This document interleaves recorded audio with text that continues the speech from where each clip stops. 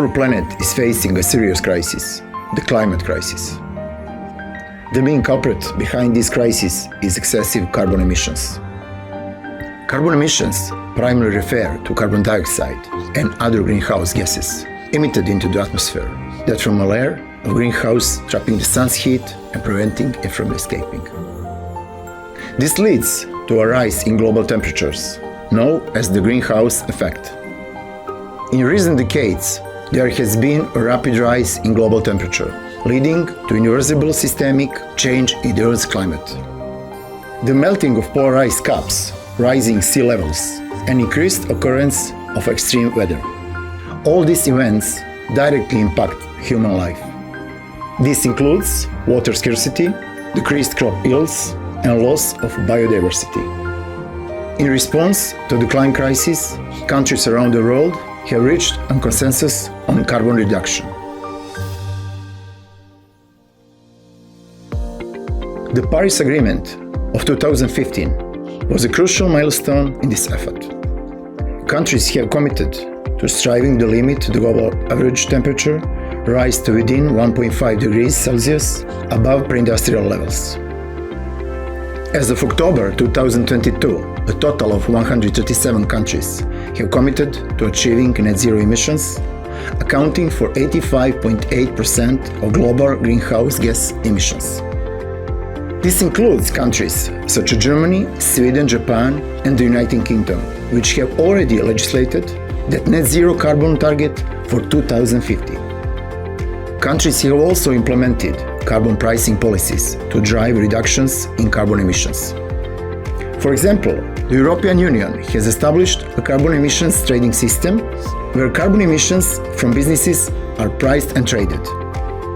The establishment of carbon exchanges further facilitates the reduction of carbon emissions. Businesses can buy and sell carbon credits on carbon exchanges, making the cost of carbon emissions and the benefits of environmental actions more significant. The net zero commitment no longer remains limited to the national level, but extends to non-state entities such as cities, regions, businesses, and higher education institutions.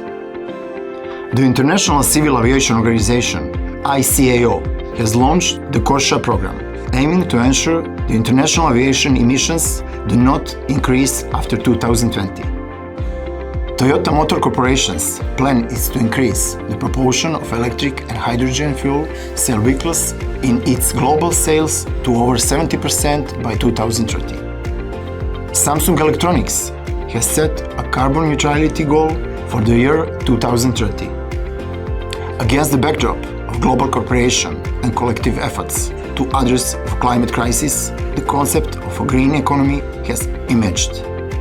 The green economy not only helps us to reduce carbon emissions, mitigate the climate crisis.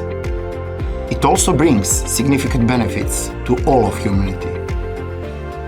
It can drive new employment opportunities, enhance community resilience, improve public health, and help us build a more equitable and inclusive economy. The development of the green economy relies on the support of green finance. Green finance refers to incorporating requirements such as environmental protection and sustainable development into financial activities. It aims to channel funds towards environmental projects and companies. For example, green bonds are a type of financial instrument. Investors can invest in green bonds by purchasing them. It can provide funding for companies to undertake environmental projects. Carbon credit securitization is also an emerging financial innovation.